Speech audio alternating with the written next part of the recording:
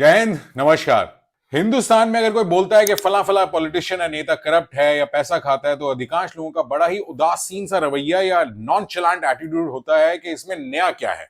और इसका रीजन है कि हमारी आजादी से लेकर आज तक बहुत सारे नेताओं पर करप्शन के आरोप लगे हैं, मगर ना के बराबर नेताओं को सजा मिली है। टीएमसी की बड़बोली और हाइपर लोकसभा सांसद महुआ मोइत्रा आजकल काफी सुर्खियों में है। उन पे आरोप लगे हैं कि उन्होंने उद्योगपति दर्शन हीरानंदानी से पैसे लिए, यानी कि घूस खाई।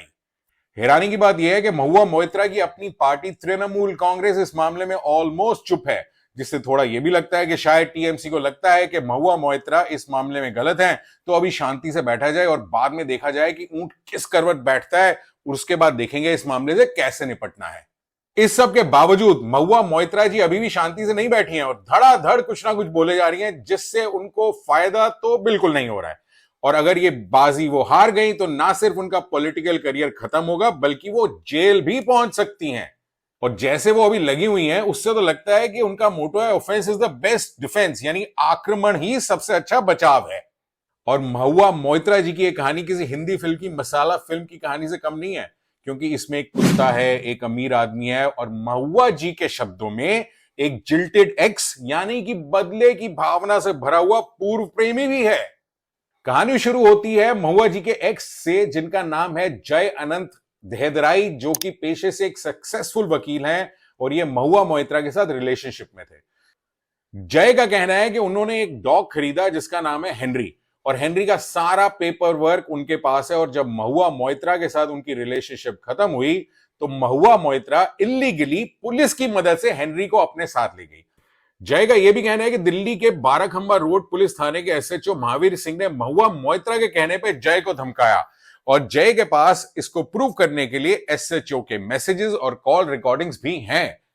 जय ने 14 अक्टूबर को सीबीआई में रिटन कंप्लेंट दी कि महुआ मोइत्रा ने पैसे लेकर और बाकी फेवर्स लेकर इंडस्ट्रियलिस्ट दर्शन हीरानंदानी को महुआ मोइत्रा के लोकसभा के अकाउंट का एक्सेस दिया, जिससे हीरानंदानी लोकसभा में सरकार को जवाब देने के लिए अपनी पसंद के संसदीय प्रश्नों को पोस्ट कर सकें। ये प्रश्न या तो हीरानंदानी द्वारा सीधे महुआ मोइत्रा के नाम से उनके अकाउंट का उपयोग करके पोस्ट किए गए, या अनुचित लाभ के बदले में महुआ मोइत्रा की ओर से पोस्ट किए गए थे। इस कंप्लेंट में यह भी है कि महुआ मोइत्रा की तरफ से लोकसभा में टोटल 61 क्वेश्चंस पूछे गए, जिसमें से 50 क्वेश्चंस दर्शन हीरानंदानी के बिजनेस इंटरेस्ट से रिलेटेड थे, और ये एक आपराधिक साजिश या क्रिमिनल कॉन्स्पिरेसी है महुआ मोइत्रा और दर्शन हीरानंदानी की, ताकि हीरानंदानी को बिजनेस में फायदा हो सके। PM Modi, home minister Amit Shah और फाइनेंस मिनिस्टर निर्मला सीतारमण को बदनाम किया जा सके, और इंडस्ट्रियलिस्ट गौतम अडानी को बदनाम किया जा सके, क्योंकि हीरानंदानी बिजनेस में अदानी को नुकसान पहुंचाना चाहते थे। इस कंप्लेंट में जय ने पूरी लिस्ट दी है उन चीजों की जो महुआ मोइत्रा को दर्शन हीरानंदानी ने दी, और वो है आईफोन्स, डायमंड और एमरल्ड ज्वेलरी, काफी महंगे स्कार्फ्स, करीब 35 जोड़े बहुत महंगे जूतों के, दर्जनों बोतलें महंगी शराब की, महंगे कॉस्मेटिक्स, लाखों लाखों रुपए के बैग्स। और ये तो हम सबने देखा है कि महुआ जी लाखों रुपए के बैग्स लेके पार्लियामेंट आती हैं। रेगुलरली कैश दिया, 20,000 ब्रिटिश पाउंड स्टर्लिंग्स दिए गए, जिनकी आज की कीमत इंडियन रुपीस में ऑलमोस्ट 20 लाख रुपए से ज्यादा है।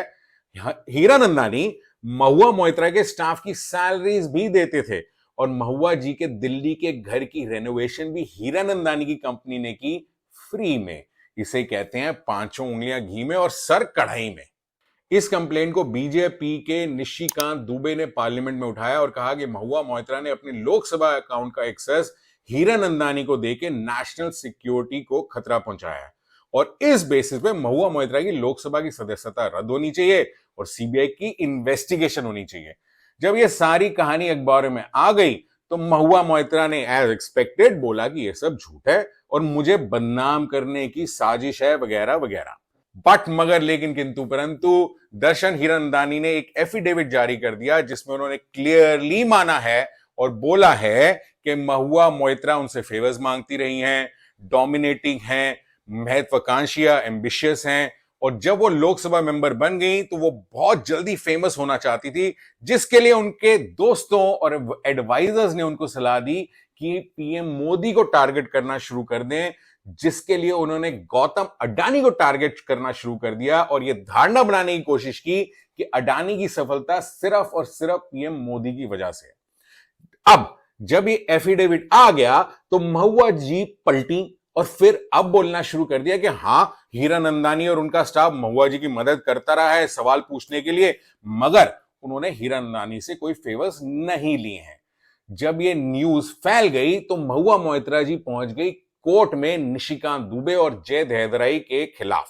मगर वहां भी मैडम मोइत्रा को झटका लगा क्योंकि मोइत्रा के वकील साहब ने जय दहदराई को फोन करके बोला कि वो सीबीआई से अपनी कंप्लेंट वापस ले लें तो महुआ मोइत्रा, उनका डॉग हेनरी उनको लौटा देंगी और कोर्ट केस भी बंद कर देंगी। और जब ये बात कोर्ट में आ गई तो कोर्ट ने वकील साहब को लताड़ा और एथिकल ग्राउंड्स पे महुआ जी के वकील ने केस छोड़ दिया। 2 नवंबर को पार्लियामेंट की एथिक्स कमेटी ने महुआ मोइत्रा को बुलाया पूछताछ के लिए और वहां भी महुआ जी अपने महंगे महंगे बैग्स लेके पहुंच गई और बहुत जल्दी ही उस मीटिंग से दंदनाते हुए बाहर निकली और बोला कि कमेटी मेंबर्स उनसे भद्दे सवाल पूछ रहे हैं और उनके साथ कमेटी के ऑपोजिशन के मेंबर्स भी प्रोटेस्ट में बाहर आ गए। अब हमें तो ये नहीं पता कि क्या सवाल पूछे गए, मगर महुआ जी की हिस्ट्री को देखते हुए लगता है कि हमेशा की तरह एक बार फिर ये बिना मतलब का इशू क्रिएट कर रही हैं ताकि उनको पब्लिक सिंपैथी मिल सके। वो कहते हैं ना, जो गरजते हैं वो बरसते नहीं, और महुआ जी का कंडक्ट भी कुछ ऐसा ही लगता है। 7 नवंबर को जय दहदराई ने पुलिस में एक नई कंप्लेंट दी है कि महुआ मोइत्रा बिना किसी वजह और बुलावे के जबरदस्ती 5 और 6 नवंबर को दहदराई के घर पहुंच गई और दहदराई को यह डर है कि महुआ जी अब कोई नया झूठा केस बनाना चाहती है उनके अगेंस्ट और उन्होंने मांग की है कि दिल्ली पुलिस उनको सिक्योरिटी भी दे। अब यह खबर भी आ गई है कि पार्लियामेंट की एथिक्स कमेटी रिकमेंड करेगी कि मोइत्रा की लोकसभा सदस्यता रद्द कर दी जाए, उनको मेंबर ऑफ पार्लियामेंट ना रहने दिया जाए और उनके खिलाफ क्रिमिनल इन्वेस्टिगेशन सरकार द्वारा करी जाए। खबर यह भी है कि बहुत जल्दी ही सीबीआई भी इस केस की इन्वेस्टिगेशन शुरू कर देगी। ये तो हो गए फैक्ट्स और अब हमारी ओपिनियन। महुआ मोइत्रा ने शुरुआत में बोला कि ये सारे आरोप झूठे हैं और जब हीरानंदानी का एफिडेविट आ गया तो उनका सुर बदल गया। तो सवाल यह है कि 24 से 48 घंटे में ही आपका स्टैंड कैसे और क्यों बदला?